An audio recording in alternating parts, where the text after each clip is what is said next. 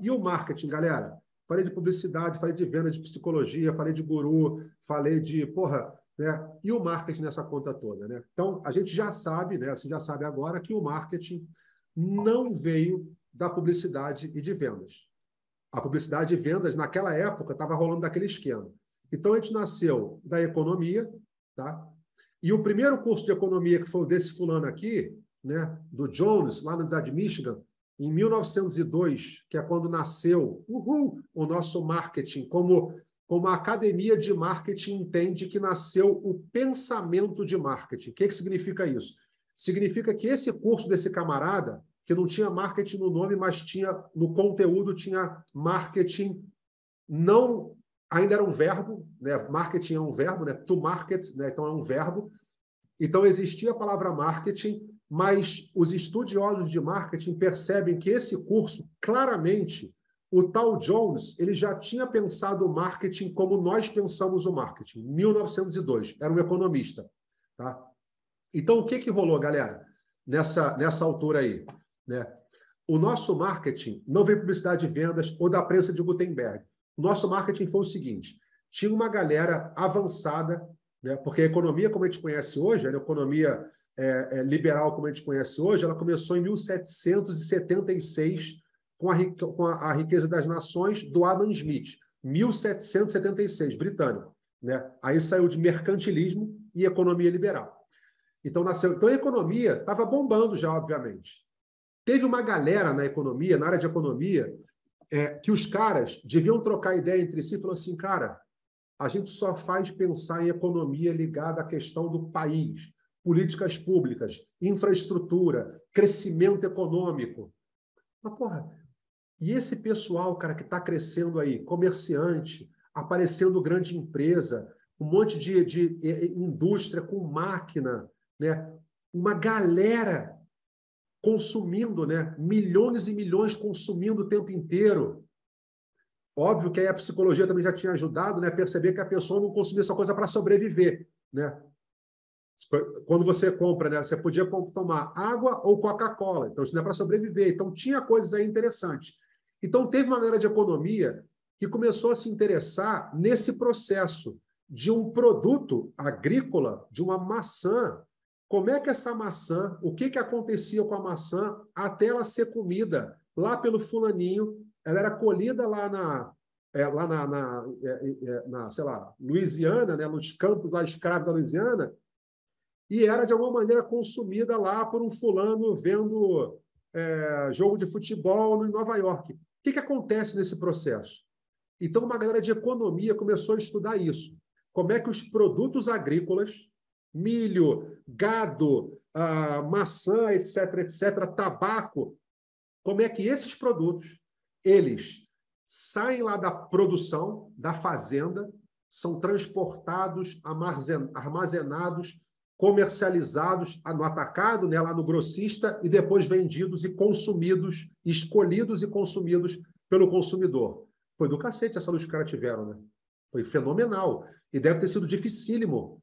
Porque imagina, dentro lá da área de economia, como é que devia ser percebido como uma coisa de segunda categoria se preocupar com esse tipo de coisa. Né? Esses caras que arrumaram essa confusão. E aí está o primeiro curso da Universidade de Michigan, que era muito focado no agronegócio.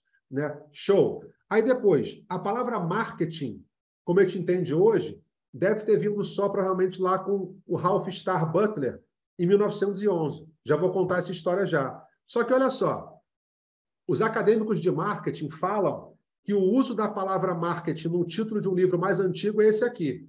Tá? Você vê, algodão, cultivo, marketing, que é comercialização, manufatura e os problemas no mundo do algodão, tá? De 1907. E aí, unindo o nerd nos estudos, eu encontrei esse aqui, ó, 1915, está o link para você poder ver. Folha de tabaco, mesma coisa. Cultura, cura, tratamento, né? Marketing e a manufatura. Então, nessa época, o marketing que era usado era o marketing de comercializar. Vocês vão ver muito livro, inclusive, escrito por mulheres, que era sobre marketing, só que era para ajudar outras mulheres com o marketing da casa. Como é que você poupa na hora de ir a uma padaria, como é que você compra o melhor peixe na peixaria, era um assunto doméstico, vamos dizer assim, né? E esse cara, o Butler, ele conta numa carta enviada pelo primeiro historiador de marketing na década de 50, eu tenho também esse material todo, ele conta que ele foi montar um curso, e ele queria justamente juntar esse monte de ingrediente, publicidade, venda, distribuição, e ele achava que isso não era distribuição só, né? Durante muito tempo, marketing foi sinônimo de distribuição. Não era distribuição só, não era economia, né? Como é que isso aí era? E ele falou, cara, e eu senti que o melhor era usar marketing, segundo Butler. E aí é o que a gente aceita hoje em dia, tá? Então, essa curiosidade é para vocês dos livrinhos antigos de marketing. E depois, essa galera, tá? Então, entre 1910 e 1920, esses caras que saíram de psicologia, de economia e formaram a área de marketing, que não era nem chamada de marketing ainda durante a primeira década, pelo menos, do século passado, a preocupação desses caras, olha que coisa mais bizarra e compreensível. E a gente está nesse momento hoje quase, né? A preocupação deles era quase que provar e explicar para eles e para os pares que marketing era uma área separada. Então, eles estavam tentando definir quais eram os princípios que justificavam ser uma outra área. Como é que eu categorizo certas coisas? Foi uma época conhecida, né? Depois se estudou isso, como a escola de commodity, né? Commodity, porque os caras estavam estudando os produtos, petróleo, milho, soja, era a preocupação dos caras de estudar isso, tá? Então, quando o tal do Butler chegou, que eu comentei lá para vocês, né, o Ralph Starr Butler, quando o Butler chegou, o cara, ele meio que selou o destino da gente de marketing. O cara selou o destino de marketing. E que sentido que ele selou o destino de marketing? Essa preocupação na época, né, fez com que ele tentasse identificar como é que o marketing poderia agir dentro de uma empresa, para se gerenciar o marketing dentro de uma empresa. Então, foi o Butler que começou, e aí depois, claro, vários seguiram, né? Então, você tem nessas 2 décadas, tem um monte de livro de princípio de marketing de várias pessoas feras. Eles estavam tentando justamente definir o que o marketing tinha que gerenciar. Aí, poxa, a gente tem que falar de preço, tem que falar de produto, de distribuição, de venda, de publicidade, né? Essas discussões todas, esses ingredientes todos que o marketing tinha que gerenciar, é o que anos depois foi virar os ingredientes do mix, porque nós de marketing somos misturadores de ingredientes. 1948, Cullington falando isso, né? A gente é um mixer of ingredients. Então, virou ingredientes, né? Tem que misturar, era um mix. E esse mix qual é? Quais são os ingredientes que a gente tem que mix? Aí o mix de marketing, 1960, os 4 P's com McCarthy. E aí a gente ficou preso a isso. O marketing, portanto, é a parte gerencial, que é a parte de 4 P's, que é o micromarketing. Curiosamente, galera, essa pressão pelo dinheiro, né? Aqui não é uma crítica, tá? Aqui é compreendido, né? Os caras tinham que ganhar dinheiro, tinham que vender, tinha que fazer a empresa performar melhor, etc, etc. Então, essa preocupação é interessante, porque quando você pega os livros até a década de 30, talvez de 40, os primeiros capítulos dos livros eram sobre a história do marketing, a economia entrando no marketing. Eles tinham essa preocupação. Só que chegou a certo ponto que isso não dá dinheiro, corta. Como funciona a sociedade até hoje. A minha esposa, na semana passada, foi tentar se inscrever lá na universidade, num curso de grego, que ela quer estudar grego. O cara falou, só abre se tiver quórum. Aí ela foi lá conversar com o cara, e tá, mas como assim? Ele falou assim, bicho, olha, o que não dá dinheiro, né, não tem interesse, né, de se continuar isso. Né? Aí o que acontece é que daqui a alguns anos ninguém sabe falar grego. Quando descobrirem lá, né, uma tábua lá qualquer antiga, que está tudo em grego, de como é que o pessoal lá descobriu o segredo da vida, não tem ninguém para traduzir. A mesma coisa em marketing.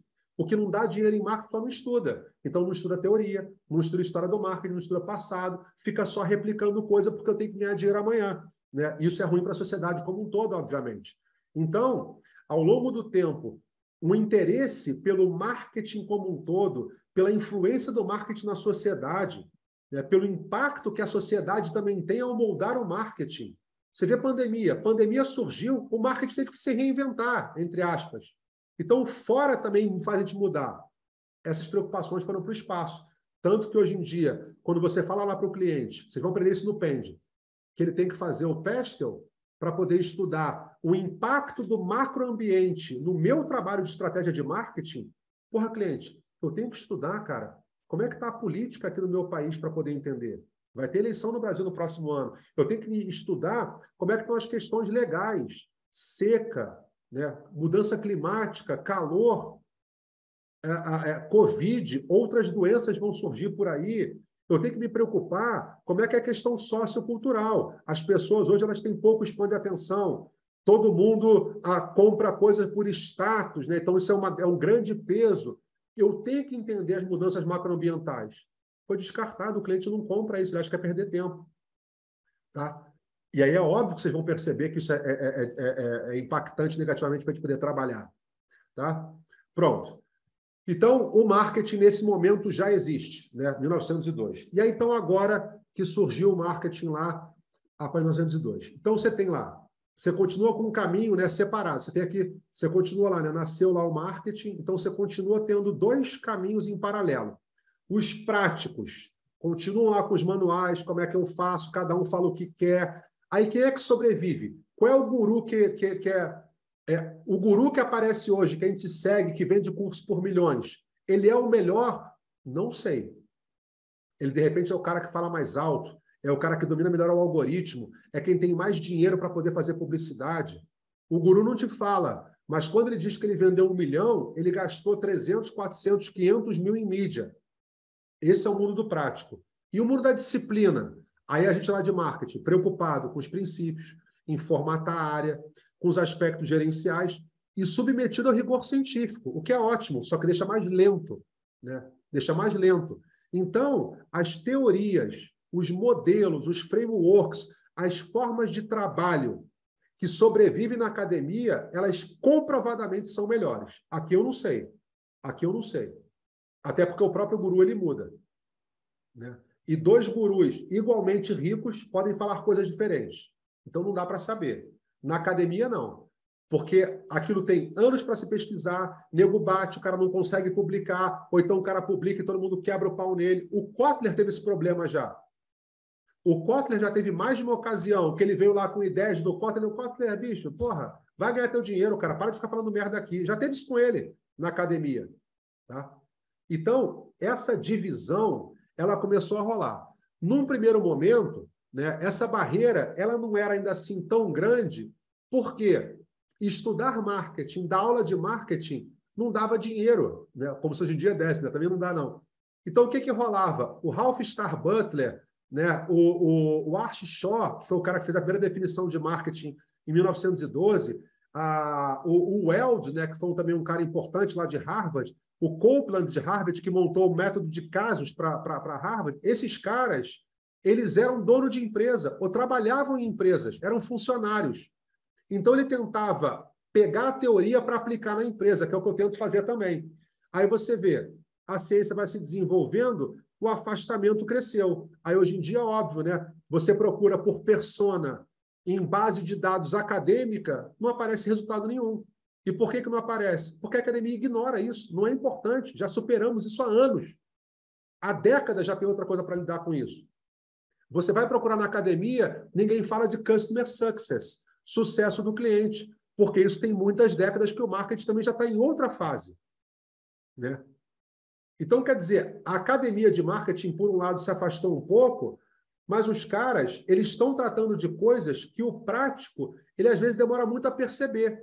O estudo de Artificial Intelligence no marketing hoje, na academia de ponta, não é ficar tentando colocar aqui automação em e-mail, né? Os caras estão tentando ver como é que você consegue tomar decisões de compra estratégicas, como é que você aplica um robô para poder atender melhor, mais eficientemente, trazendo insights para a empresa e por aí vai. Tá? E outra, nesse tempo todo, né, galera, não foi só a nossa área de marketing que evoluiu, né? Porra, economia, cara, estão com outras teorias, outro patamar, a psicologia nem se fala. Em 1943, o Maslow publicou o artigo dele, então esse papo já rolava antes, da teoria das necessidades, da motivação humana. Então, mesmo com isso publicado em 43, a teoria da motivação humana do Maslow, que foi um outro paradigma em psicologia, os caras continuam utilizando ainda. Da própria psicologia. Estatística mudou muito. A geografia lá, lembra, Ana, que a gente teve esse papo lá com a Ana? A geografia, que no primeiro momento, foi a Ana que me alertou para isso, né, lá numa palestra que ela foi dar. A geografia, lá muito cedo, ela entrou no marketing porque o pessoal de geografia tentava estudar como é que era a demografia de uma cidade para saber se eu ia vender, se eu ia abrir loja, se não ia. Hoje em dia, você pode usar isso de outras maneiras, né? A geografia não é tão mais impactante no marketing assim. Então, obviamente, essa evolução ela foi atropelando o mundo do prático, né? Atropelando o que eu digo em termos de evolução e de melhorias, né? Porque o mundo do prático ele sobrevive até hoje basicamente igual. Vocês viram naqueles livros que eu mostrei para vocês, vocês podem depois ver que é igual uma landing page, só que você mudar a palavra e-mail por a palavra carta, né? Então, pronto. Vamos agora pular aqui 3 décadas, tá? 920 e 950. Nos Estados Unidos. Então, os Estados Unidos, galera, isso aqui é extremamente importante, porque o marketing é um resultado do meio também, né?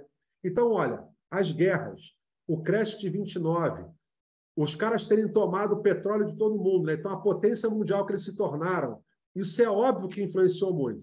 A Guerra Fria, galera, o marketing chegou no Brasil por conta da Guerra Fria. Guerra Fria, então, quem é que vai influenciar mais o resto do mundo? União Soviética ou Estados Unidos? Os Estados Unidos se aproximaram de uma galera, a União Soviética de outra. O marketing ele foi para o Brasil em 54, na Getúlio Vargas, né? FGV, 54, 1954. Tá? Por quê?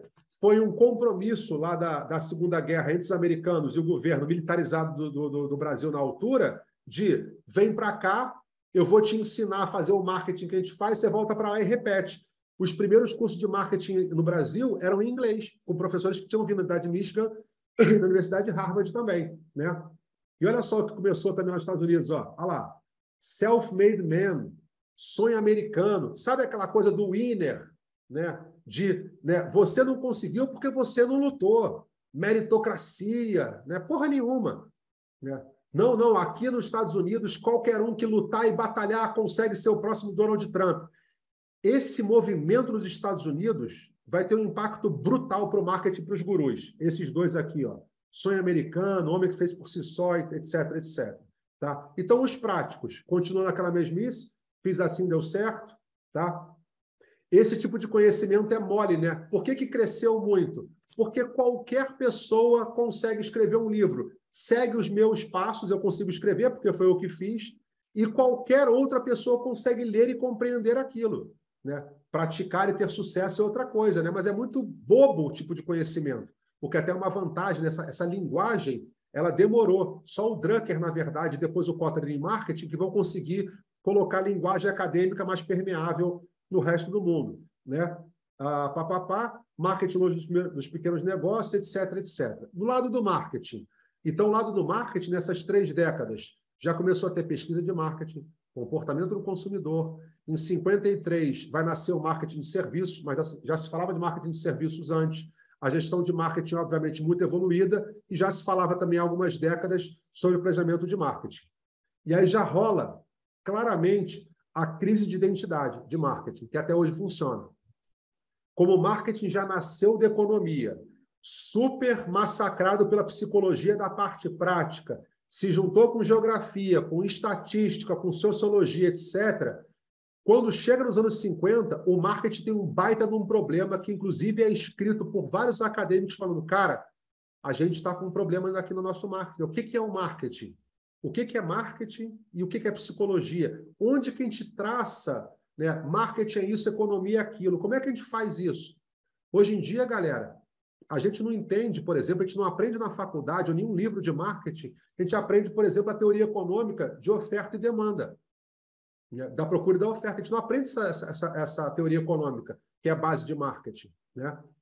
Pronto. O 4P está quase na cara do gol. O 4P vai ser sacramentado em 1960 com o McCarthy. Né? A tecnologia bombando, e óbvio que isso é bom para o comércio como um todo. Na década de 40, já nasce consultoria empresarial, tá? E o marketing começa a ter dificuldade, porque essa participação de economia ela não atrai qualquer um, né? Não é qualquer um que consegue aprender coisa de estatística, economia, etc. Os cursos de marketing hoje não tratam disso, inclusive. Tá? Bom, então até aqui já estava tudo ruim para o marketing, certo? Legal. Ô, Nino, muito bacana esse contexto temporal que você trouxe dessa evolução do marketing, né? É bacana perceber essa mudança do pensamento e como essa transformação, a mudança do pensamento influenciou até a forma que constrói o marketing, né? Isso e exatamente até a forma da construção desse funil que estava muito consolidado, ele foi reinventado de alguma forma, né? E essas formas de pensamento novo, essa evolução do pensamento é muito bacana. E até mesmo os contrapontos entre os autores, né? Construíram melhor a solidificação. Muito bacana esse ponto de vista. Exato, né? E quanto mais a gente vai estudando marketing, né, a gente vai vendo que dificilmente tem coisa nova, né, independente da internet, porque as teorias já estão aí, né, e a aplicação disso ela vai evoluir de acordo com a evolução da teoria. Então, quando você pega esse mundo prático, o ruim é porque o cliente, o chefe, também pensa assim, porque ele também leu essas coisas, ele viu falar as mesmas coisas. Então, você chega lá na empresa e o marketing é igual fazer promoção, fazer a digital, fazer digital hoje em dia, basicamente, né? Aí você fala, porra, mas eu não vou me envolver aqui em conversar sobre preço, como é que vai distribuir, porque eu colocar um produto em e-commerce é distribuição, né? É o P de distribuição, de ponto, praça, né? que é o de distribuição, place. E a gente não trata isso em marketing, a gente não participa em precificação, ou na maior parte dos casos não acontece, nem na concepção do produto, né? E, obviamente, isso é muito ruim. Tá? Vamos lá. Mais algum? Pois é, o Rodrigo, Dani, eu sei que é uma enxurrada de conceitos. Essa aula ela é inédita, né? Ela é inédita porque tem um slide ou outro aqui que eu já compartilhei, obviamente, em aulas, mas é uma coisa que há muito tempo eu venho estudando e escrevendo, e dá uma desmotivação. É mais para mim mesmo, né? Porque o próprio livro de Pende, que está na editora lá, que já foi de 700 e tantas páginas, foi para 500. Aí agora os caras também estão falando que querem diminuir um pouquinho mais para ficar mais comercial, né? Porque aí o livro fica caro, um livro grande, né? Então isso realmente é complicado, porque até na hora de expor esses conhecimentos, os caras não se interessam, né? Doutoramento foi isso. Doutoramento, eu entrei num doutoramento, tentei ir para o segundo, saí dos dois, porque cagam para isso. Eu vou falar com os caras, eles não têm vontade de me dar atenção, os professores, né? Porque eles, os caras lá, orientadores, lá, os doutorizões lá, eles também são remunerados com base em publicação, etc. Né? E aí, publicação, eles querem publicar o que está na moda, o que é importante. Né? Então, esse estudo, os caras não querem ter esse tipo de discussão. E aí mas o que me dá alento? E, de repente, vai motivar vocês. Se vocês forem estudar essas críticas que eu estou trazendo, esses vieses históricos, né? Essas origens das coisas, quem está estudando isso, quem publica por isso hoje em dia, são as principais cabeças do marketing. Né? Eu conversei com um deles, com um grande nome do marketing, um americano chamado Eric Shaw. Eu fui buscar ele porque eu estava desmotivado, estava estudando marketing em Portugal, a história, e fui levar para ele falando, olha, não sei se é porque... Tá, falar chorar mágoa com o cara. Né? Mandei e-mail na cara dura. Eu tinha lido várias coisas dele e mandei e-mail na cara dura.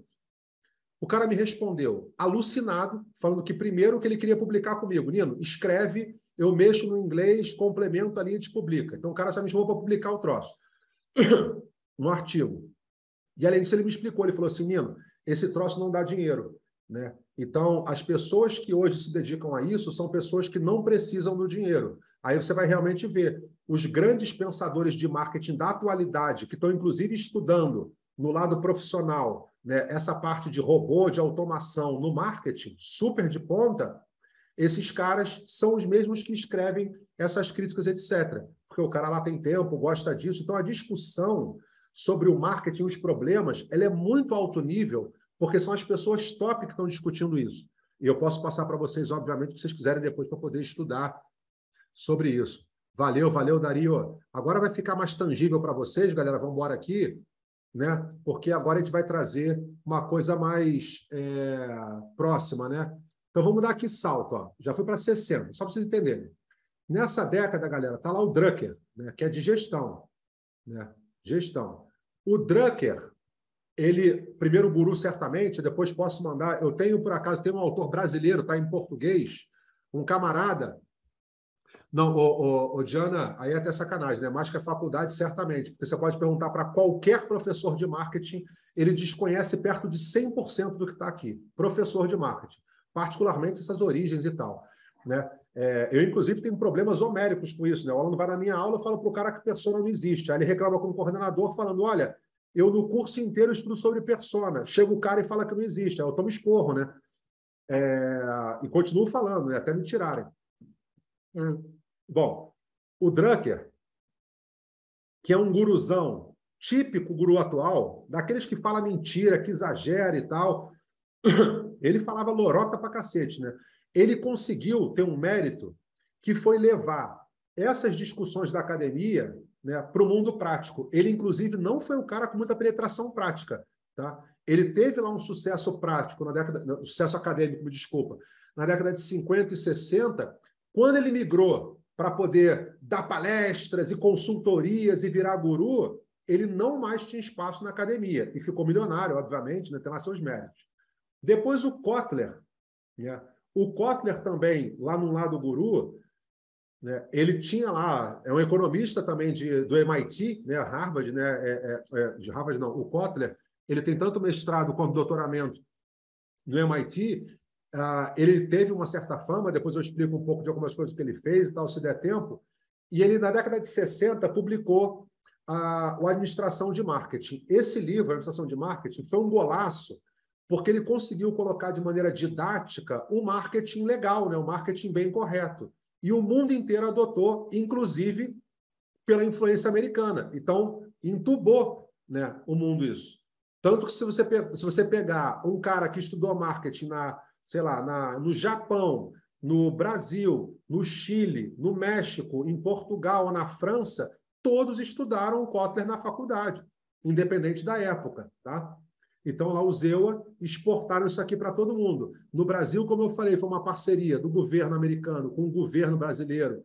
Em 1954, teve o primeiro curso lá na FGV, Fundação Getúlio Vargas, altamente militarizada e totalmente pública.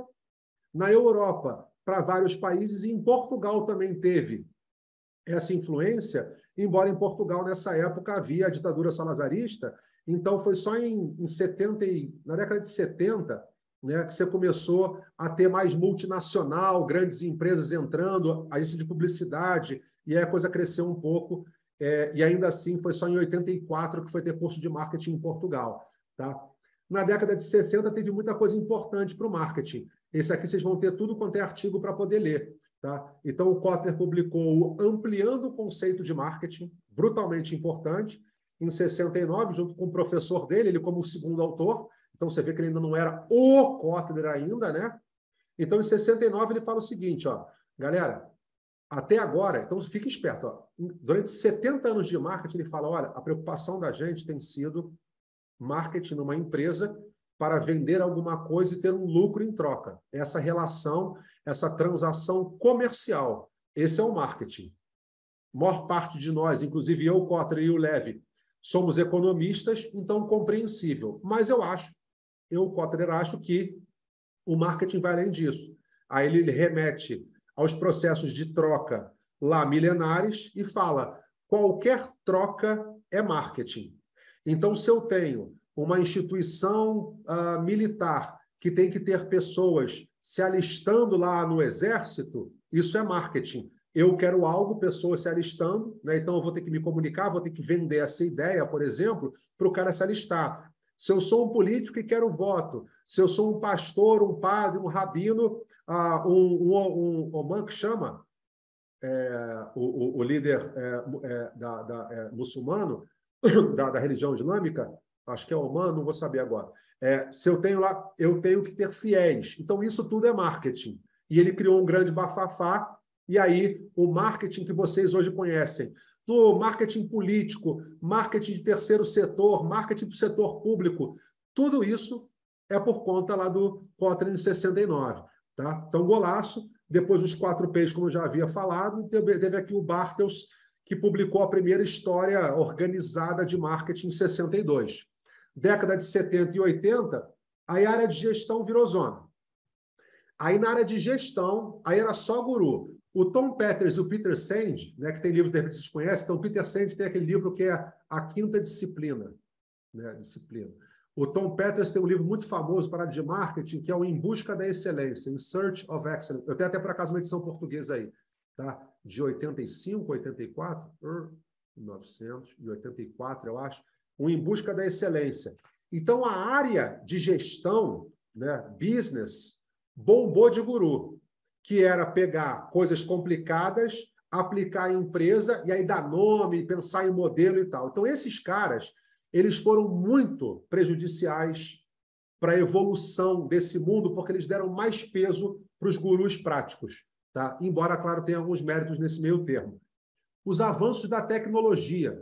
Né? Então, você imagina, cara, 70 e 80, aí foi telefone, carro, tudo isso melhor, né? Muito mais avançado, computador pessoal, né? Muita coisa, né? As fábricas, né? Muito mais automatizadas e tal, que ajudaram o marketing também. E a área de serviço, né? Que é a nossa menina dos olhos para tudo que a gente vai fazer. Essa área bombou. Né? Então, você já tinha aqui discussão lá dos encontros de serviços, né? Que eventualmente virou o Moment of Truth, de acordo com Ian Calzon, em 1985, né? Os encontros de serviços. Tem lá o Barry falando do marketing interno, que no Brasil o pessoal conhece erradamente, porque não existe isso, a não ser no Brasil, endomarketing. Então, isso aqui é mais uma coisa que você já ganhou assistindo a aula de hoje, né? Endomarketing, você nunca mais na sua vida fala que foi uma invenção de um safado no Brasil, tá? Isso aqui foi um movimento muito importante, liderado por uma mulher, Aline Shostak. Ela, em 77, ela foi convidada para um evento que tinha a ideia de juntar mais, promover a união da academia e do mundo prático, né, do mercado. Então, chamaram pessoas executivas e, obviamente, acadêmicos. A Lynn Shostak, ela tinha feito um MBA, que durante muito tempo, né, foi uma espécie de um mestrado muito bom nos Estados Unidos, né, muito forte. E ela chegou, ela foi convidada para poder apresentar um trabalho lá e tal, e ela publicou esse artigo chamado Breaking Free from Product Marketing. Liberte as amarras mentais do marketing de produto. Falando, olha, tudo que eu aprendi lá no meu MBA, né, uma fortuna, só com gente fera, com um professor que está aqui na plateia, foi para vender produto. Aí ela pegou uma latinha de sopa Campbell, depois você procura lá no Google, que você conhece isso aqui, tem até quadro do Andy Warhol, né? Soup, né? Campbell. É tudo junto, tá? Desculpa que eu escrevi aqui errado. Olha, vocês me aprenderam a vender esse troço aqui, cara, produto. Só que é o seguinte, eu sou vice-presidente de marketing de um banco e banco não é produto. Eu não consigo, com o que eu aprendi, gerenciar essa porra de marketing. Ficou, né, quebrou o pau lá, cara. Quebrou literalmente o pau, deu um esporro mesmo. Isso gerou um movimento, né, do pessoal que já estava trabalhando em serviços muito fortes e aí serviços bombou. Então, os 7 P's de serviços vieram em 81. A Bittner, também uma mulher importantíssima para marketing de serviço. Novamente, o Barry, falando de marketing de relacionamento em 83. E depois outros avanços, né, como as dimensões de serviço, a qualidade de serviço, o momento da verdade lá com Ian Calzon, que foi uma forma de levar isso aqui não, de levar isso aqui, ó, o encontro de serviços lá para o mundo real, tá? Em 84, o IPAM, que é onde eu dou aula, faz o primeiro curso realmente de marketing, com nome de marketing, etc., em Portugal, somente em 84. Obrigado, Dario. Então, pronto. Show. Perceberam alguma coisa, galera? Estados Unidos dominando. O marketing veio de lá, isso, inclusive, é uma crítica muito grande hoje, né? Porque na Inglaterra foi diferente, na Alemanha foi diferente. A escola nórdica é completamente diferente. Na Ásia, Estados Unidos, Japão, a China, foi muito diferente a evolução do marketing, mas a gente acredita e conhece na questão dos Estados Unidos por conta dessa cultura toda. Né? A cultura de transformar tudo em ser uma coisa meio pop, aquela ideia que eu passei para vocês de terra das oportunidades, aqui todo mundo pode vencer, né? Não vence quem não quer, acorda cedo para trabalhar, self-made man, etc, etc. Dando agora um salto para os anos 2000, aí a gente começa a ter já como padrão no mercado aquela coisa dos gurus heróis, dos CEOs heróis. Vocês conhecem aqui, né? O Branson lá da Virgin, né? Que hoje em dia tem nave espacial, né? Aí aqui é o Bates lá da Microsoft, né? Aqui é o Jobs, né? Que Deus o tenha. Aí, galera, você já começa a ter muito comum aquela ideia do executivo herói, né? Aquelas palestras lá, né, maravilhosas de guru já muito avançada de rasgar dinheiro, né, de faça isso, passo 1, 2, 3 para resolver problemas altamente complexos. O mundo é complexo, né? As coisas são muito complexas. A gente reduzir a 1, 2, 3 e fique rico é muito complicado, tá? Só que essa sociedade de espetáculo, ela estava bombando, como continua até agora, né? E a gente vê isso até em filme, né? A figura lá do executivo super-herói, literalmente. Literalmente. Aí eu pergunto, cara, isso teve ou não teve impacto no que a gente percebe hoje com as celebridades, com os gurus? É isso. Tem um rapaz no Brasil que ele não faz mais curso, né? O cara tem lá uma igreja, ele tem 40 mil alunos. Isso não é mais educação, isso é uma religião, né? O rapaz tem 40 mil lá seguidores. Em Portugal tem um semelhante também, que tem uma pequena trupe lá de seguidores acéfalos e cegos, né? E completamente ligados ali por fé, né? Por fé. E aí não tem como discutir com fé. Aí você vira lá para um cara desse e fala assim, ô guru, mas tudo que você falou, cara, que eu te trago pesquisa falando que isso aqui vai dar errado. Aí o cara fala, mas então me responde como é que eu tenho uma Ferrari na garagem. Eu falo assim, pô, mas então quer dizer que a gente vai começar a fazer a seguinte comparação, né? A metodologia que eu tenho que usar para poder entender a satisfação do cliente é essa. Só que você faz outra porque você tem uma Ferrari? É esse o papo que a gente está tendo agora? Né? E a sociedade é assim. Quem tem mais dinheiro é melhor, né? De acordo lá com o que tem na sociedade. Tanto que você vê discussões aí em talk show. Vamos falar sobre a pandemia. Aí vai um artista lá, um cantor de sertanejo. É assim que é a discussão hoje em dia, né? A gente vive literalmente, né? Isso é claro que não é meu, na sociedade do espetáculo, né? Aí você tem lá a modernidade líquida, você tem lá o livro até no Brasil lá do Walter Longo, né? Você tem Sociedade Pós-Moderna, livro também sobre isso. Então tudo é um espetáculo hoje. Essa pressão que vem de fora impacta o marketing, porque a gente também quer ser o próximo Steve Jobs e brilhar ali no palco. A gente também quer ser o próximo Peter Drucker e brilhar ali no palco. E todo mundo pode ser isso, né? Todo mundo tem telefone, pode fazer vídeo, todo mundo sabe criar uma conta no Instagram. Então, vamos embora ser celebridade, né? Aí é óbvio que a gente vive um pânico, um caos no nosso mundo de marketing. Hoje, aí a gente está naquele primeiro slide. Marketing é igual a vendas, marketing é igual a publicidade, é fazer brincadeirinha em rede social, marketing não dá retorno, só gasta dinheiro. Marketing se preocupa com coisa tipo awareness, né? Branding, awareness, coisa que não me importa porque eu quero ganhar dinheiro, né? Marketing gasta dinheiro. Quem é que traz dinheiro, né? Na minha empresa, quem é que traz dinheiro? Ah, quem traz dinheiro é o comercial. É o comercial. Então, tudo é comercial. O marketing é a galera que gasta dinheiro. Aí eu pergunto, isso dá problema para a gente ou não? Obviamente dá problema para a gente. Não consegue trabalhar. Quem é a estrela da coisa é o comercial. Aí você fala, pô, mas o comercial está fazendo marketing aí, cara, deixa eu ajudar no comercial. Não mexe não, deixa o comercial lá sozinho. Eles têm que fazer a coisa gerar dinheiro. Você fica aqui no marketing para a gente poder bombar nas redes sociais. É muito complicado, né? Aí o cara aprende lá a fazer o funil, né, de lead, não sei o que lá e tal. Aí você vai na empresa, o cara fala assim, poxa, a gente agora está trazendo 200 mil leads. Poxa, mês passado a gente baixou para 180 mil leads. Aí eu viro para o cliente e falo assim, vem cá, vocês são lead dependentes. Eu inventei essa palavra. Lead dependente. Falei, cara, eu não quero trazer 200 mil leads. A minha discussão na empresa não tem que ser que essa aqui, ó, eu no mês passado eu trouxe 200 e esse 180, isso não tem que ser a discussão do problema. Se eu quero colocar 50 alunos no curso, o que eu preciso é de 50 alunos. Se eu tiver 50 leads e todos comprarem, tá lindo, não tem que ter 200 mil. Né? Aí o cara fala, é verdade, né? É tão bizarra a coisa que o executivo lá, dono, ele fala para essa forma, ficou tão óbvio. É claro, eu não tenho que ter 50 para poder fazer aquilo que eu posso vender. Eu tenho que me preocupar com qualidade. Aí qualidade significa o quê? Qualidade significa eu saber melhor O que eu vou vender? Para quem? Segmentação. De que maneira? Posicionamento e diferenciação. Né? Para definir tudo isso, eu tenho que saber quem são os competidores também, porque no ecossistema que eu vou trabalhar. Aí isso eu consigo trabalhar com mais qualidade. Né? Eu consigo segmentar, até a minha campanha de Facebook e Google, eu consigo segmentar melhor, eu entendendo bem de marketing. Tá? Voltando a hoje, aí o que acontece? Isso aqui tudo. O chefe lá, o contratante, o cara não conhece o que você faz, que é o tal marketing de verdade. Se ele não conhece, o cara não valoriza.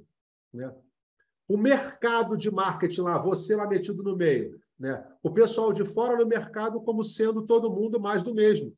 Porque todo mundo antes lia 50 livros disponíveis de manual de vendas e publicidade. E agora o pessoal tem 500 sites e gurus, que é o que fala qual é o padrão. Tá? Rola o quê, então? O cara não conhece e não valoriza. O mercado, todo mundo é igual na percepção dele. Resultado final, qual é o mais barato? Então, pessoal, eu dei a volta ao mundo aqui, né? Está lá o portanto.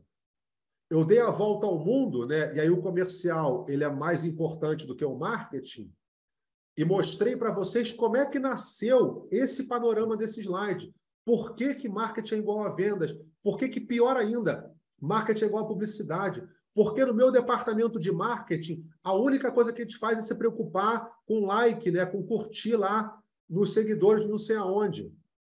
Por que o chefe me fala que o marketing gasta dinheiro? É por conta disso aqui.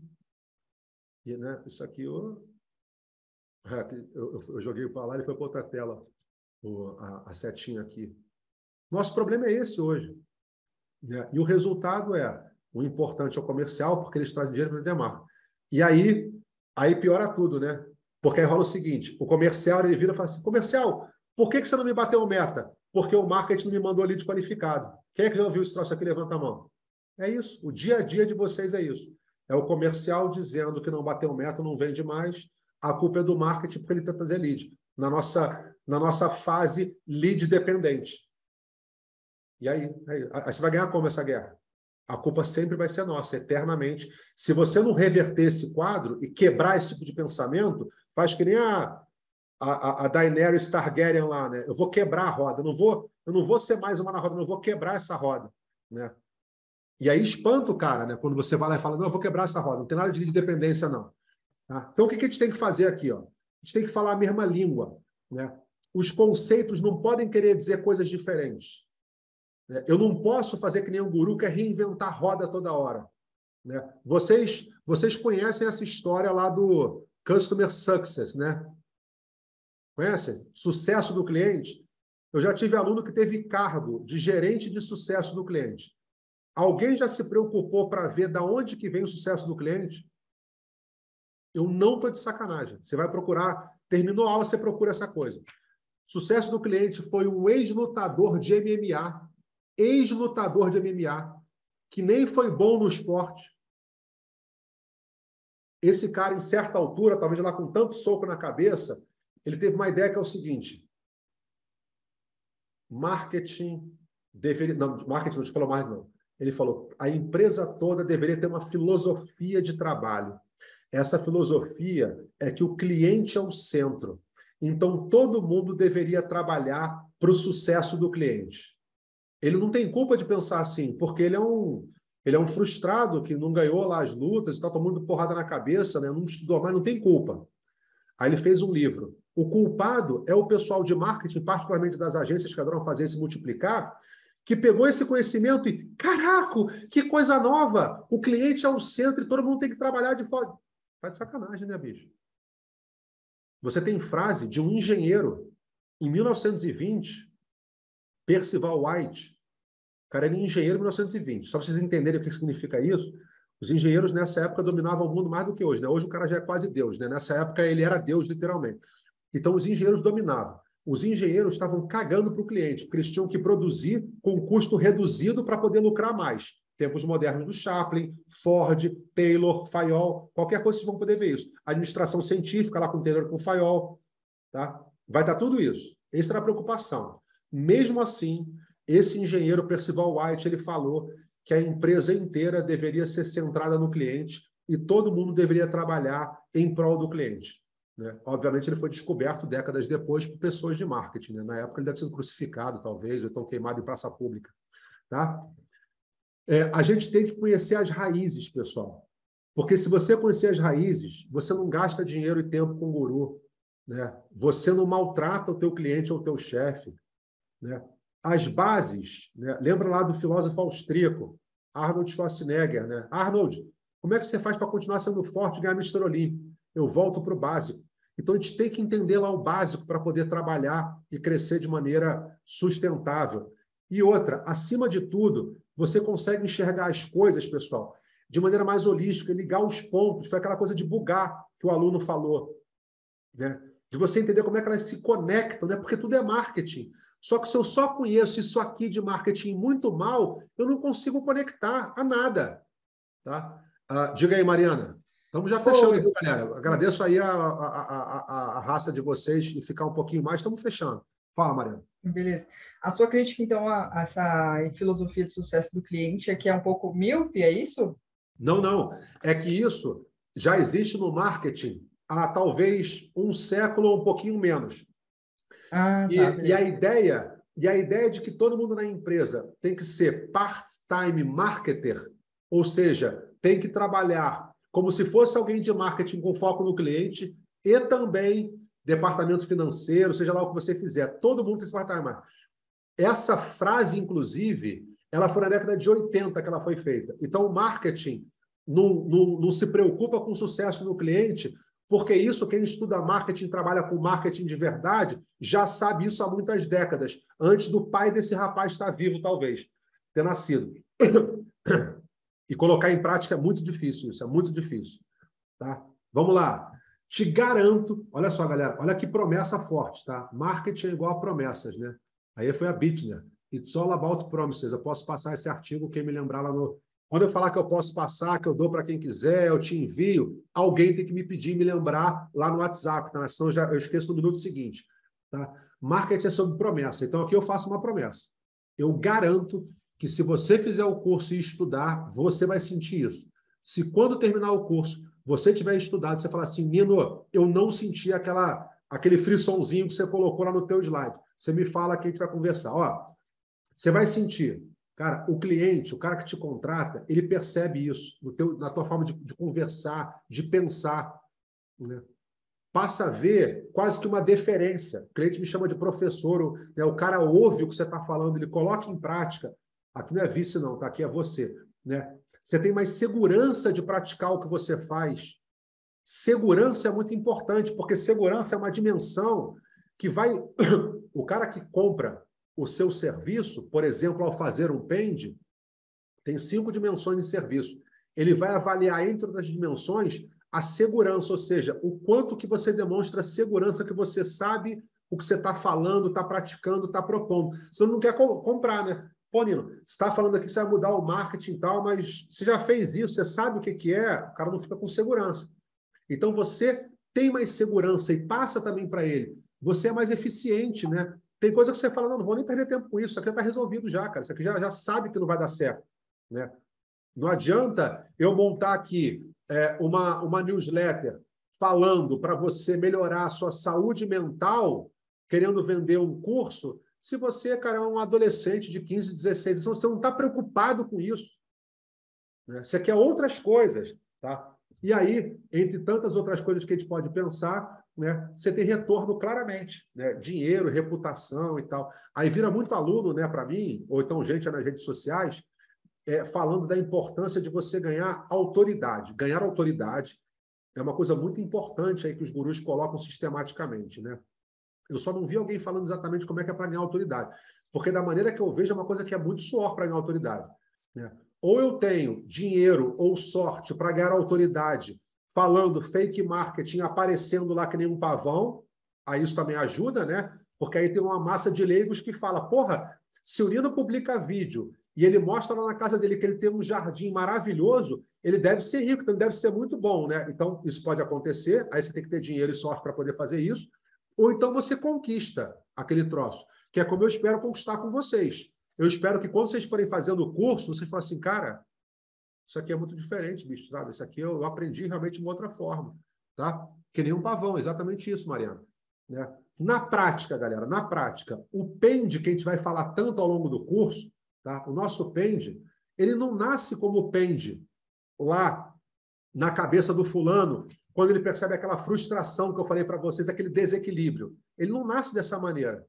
Ele normalmente ele leva muito tempo para o cara enxergar que ele tem que ter um planejamento, uma estratégia. Né? Vai dando ali um desespero, uma certa coisa, porque essa frustração, ele vai vendo que está tudo muito errado. E como é que ele acha que ele vai solucionar isso? Né? Com curtidor no Facebook, investindo mais em mídia lá, porque a agência convenceu ele. Né?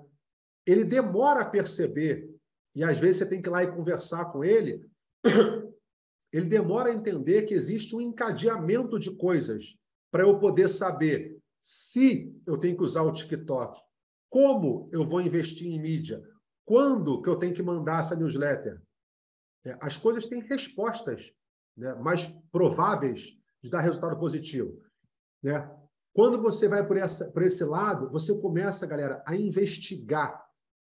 Você vai entrevistando pessoas na organização, você vai fazendo reunião, vai lendo material, né? Você vai vendo como é que isso você vai enxergando muito mais coisas de maneira mais ampla. Você vai perceber conforme a gente for estudando aqui, tá? Que o marketing, hoje ele já é praticado por todo mundo na empresa, a todo momento, independente da empresa, porque é impossível uma empresa existir sem marketing. Ela pode existir sem profissional de marketing, sem a função de marketing, departamento de marketing, isso ela pode. Mas se ela tem um produto que é vendido, ela já está trabalhando com marketing. Ela vai ter concorrente. Ela tem que embalar esse produto, ela tem que comunicar esse produto, precificar esse produto, distribuir. É e-commerce, é pessoal ou não é? Ela tem que treinar o vendedor do balcão. Ela tem que instruir a equipe que vamos lançar uma campanha de Natal. Tudo isso é marketing. Tudo isso é marketing. Quando o cara se preocupa que o consultório de psicologia dele tem que ser bem iluminado, né, porque senão fica um ambiente mais sei lá, sombrio, que tem que ter uma cadeira confortável para o paciente poder... Isso é marketing. Mesmo que ele tenha aprendido tecnicamente isso lá na faculdade de psicologia, como é que é o ambiente de um consultório de dentista, de qualquer coisa, de psicólogo, marketing é que trata disso. Porque marketing trata de atrair e manter clientes, Ted Led 1960. Tá? Vocês têm esse texto também. Então, tudo que se refere a atrair e manter cliente é marketing. Então, marketing já é a empresa inteira. Aí o Drucker, malandrão guru, né, o Peter Drucker, ele falava, toda empresa, toda organização, em primeiro lugar, é uma organização de marketing, depois é outra coisa. Toda empresa deveria investir só em duas coisas, marketing e inovação. Isso é o Drucker falando guru. Né? Mas é verdade, mas as duas assertivas são verdadeiras. Tá? Ele traduziu muito bem. Tá? A experiência, galera, a experiência do cliente é uma das coisas que é mais zoneadas do mundo hoje em dia. Experiência do cliente.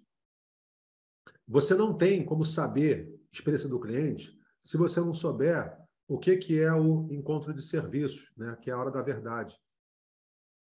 Se você não entender de comportamento do consumidor, se você não entender, né, do service scape, que é a paisagem, o cenário de serviço, você não tem como trabalhar a experiência se você não entender que marketing é um processo, que marketing é uma performance. Tá? Você vai fazer alguma coisa lá? Vai. Tudo que você vai fazer em experiência do cliente é marketing. Né? Mas se você não souber isso, você faz cagado. Aí o cliente veio para mim falar o seguinte, Nino, eu quero que você ajude a gente a fazer aqui a jornada do cliente. Aí eu pergunto, legal, qual cliente? Como assim, Nino? Jornada do cliente. Não, mas é diferente. A jornada do cliente que compra o produto A é diferente do produto B. A jornada do cliente que compra o produto B porque ele quer matar a sede, imagina, é uma. A jornada do que compra o produto B, porque ele quer, sei lá, tipo, tomar aquele líquido lá, vendo televisão, é outra. São coisas diferentes. São outros clientes. Ah, tá bom. Então a jornada desse cliente, tá legal, desse cliente. Qual jornada que você quer? Porra, Nino, já te falei qual é o cliente, cara. Já te falei qual é o nosso segmento. Não, tá bom, mas qual jornada? É quando ele vai comprar? É depois que ele comprou? É quando ele vai começar a usar o serviço ou produto? É a jornada de quando deu um problema, ele vai reclamar? É quando eu vou recuperar o serviço? Qual jornada a gente está falando? Você não vê isso, cara, em nenhum dos documentos aí que você lê de vídeo, etc, etc. Não, ele quer todas, não, né, Mariana? Ele não sabe que tem distinção. Ele quer o que ele vê na internet, a jornada do cliente, a experiência. Aí você fala o seguinte, ó, aí você está lá na reunião com o cara, aí você fala assim, ó, a gente está aqui na reunião, você está querendo que eu fale sobre a experiência do cliente. O telefone da recepção está tocando há uns 10 minutos. Ah, não, agora é hora de almoço e o rapaz que fica aqui na recepção, ele saiu. Tá bom, cara, isso aí é marketing. A experiência está ali, ó. Você acabou de cagar a experiência porque não tem ninguém para atender o cliente. Ele nem percebe isso. Se a gente tiver tempo, eu posso falar o que é a experiência do cliente, tá? Posso dar uma aula sobre isso com mais calma, tá? Você vai entender ao estudar marketing por que daquela coisa que o pessoal fala, né? Do faxineiro ao CEO, todo mundo é agente de marketing. Isso aqui o guru repete. Você vai ver com frequência eu repetindo isso. Manda ele explicar o porquê disso. Manda ele explicar de por que cada pessoa dessa é um agente de marketing essencial. Já não sabe, tá? Você começa a ver informação nas entrelinhas. E aí você vai sentir, né? Você vai sentir lá, sabe? É uma coisa quase que tomar um LSD. Eu nunca tomei, tá, pessoal? Só vi em filme do The Doors. É uma coisa que você vai sentir, né, cara? A Red Pill fazendo efeito na tua cabeça lá, você entrando no outro nível. E aí a gente volta àquela mesmice.